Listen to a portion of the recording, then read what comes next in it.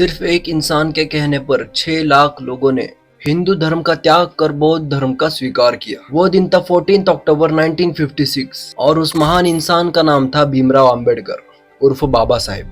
आज उस घटना को लगभग 68 साल बीत चुके हैं, लेकिन उन्होंने ऐसा क्यों किया और इसका हमारे टॉपिक से क्या लेना देना। लेकिन जानने से पहले मैं एक बात क्लियर कर देता हूँ कि ये वीडियो उन लोगों के लिए नहीं है जो रियलिटी एक्सेप्ट नहीं कर सकते, क्योंकि ये वीडियो आपके सामने आज के धर्मों की रियलिटी दिखाएगी और साथ ही कुछ ऐसे सवाल जो आपको सोचने के लिए मजबूर कर देंगे। तो आ जाओ।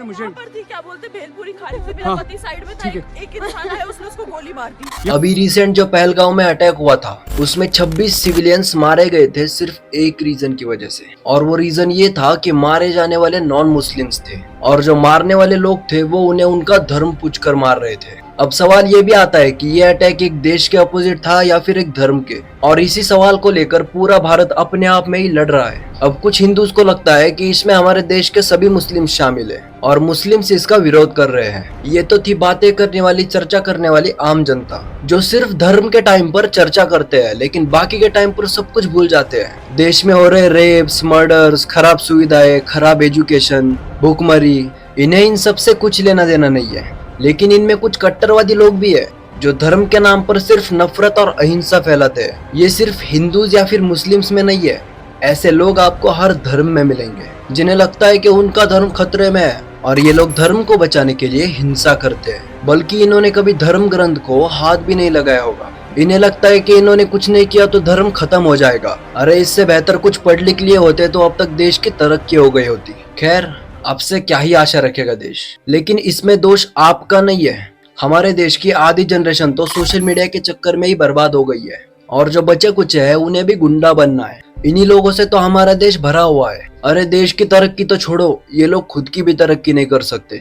हमारे देश में बहुत सारे महान लोग पैदा हुए जिन्होंने जाति धर्म मानने से इनकार कर दिया, लेकिन लोगों ने उनसे कुछ सीखा नहीं बल्कि उनका ही धर्म बना दिया। ये बातें कड़वी तो है लेकिन इससे कोई इनकार नहीं कर सकता। और इस धर्म के मामले में हमारे पॉलिटिशियंस भी कुछ कम नहीं है। ये लोग धर्म के नाम पर देश को बांट रहे हैं। वहाँ पर पाकिस्तान ने अटैक किया, यहाँ पर सभी मुस्लिम्स के आपस में बातें छिड़ गई कि ये लोग भी पाकिस्तान से शामिल है। अरे अटैक पहलगांव में हुआ है और तुम यहाँ पर हैदराबाद में बैठकर ये एज्यूम कर रहे हो कि हमारा पड़ोसी भी इसमें शामिल है। अरे पाकिस्तान तो यही चाहता है कि हमारे देश में हिंदू मुस्लिम्स की लड़ाई शुरू हो, दंगे शुरू हो और बीच में ये लोग अपना काम कर सके। और इनके साथ ही कुछ कट्टरवादी देश में धर्मों के झंडे लेकर मोर्चे करते घूम रहे हैं। अरे इतना ही देश को बचाना है तो बॉर्डर पे जाओ। वो जवान वहाँ पर धर्म देखकर नहीं लड़ते, उनके लिए भारत ही उनका धर्म है। जिन आतंकवादियों ने धर्म पूछकर मारा है वो उनकी गंदी सोच थी जो उन्हें भारत में फैलानी थी, वो उन्होंने फैला भी दी।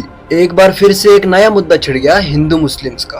अरे इससे बेहतर है कि सरकार को देश की सुरक्षा के बारे में पूछो। अभी के टाइम पे आर्मी में करीब 27,000 से ज्यादा पोस्ट खाली पड़ी है। वहाँ पर देश का जवान अपनी जान दांव पर लगा रहा है, लेकिन इससे आपको क्या लेना देना।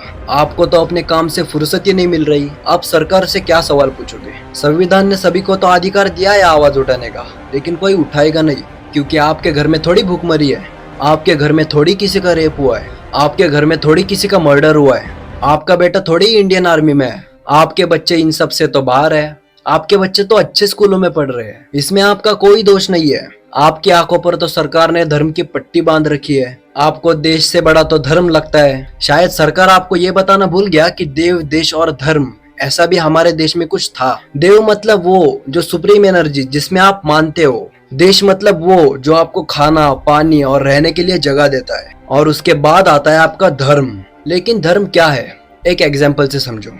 एक घर में आप और आपकी फैमिली रहते हैं। आपका किसी एक भगवान पर विश्वास है और बाकी मेंबर्स का किसी दूसरे, लेकिन रहते आप एक ही घर में हो।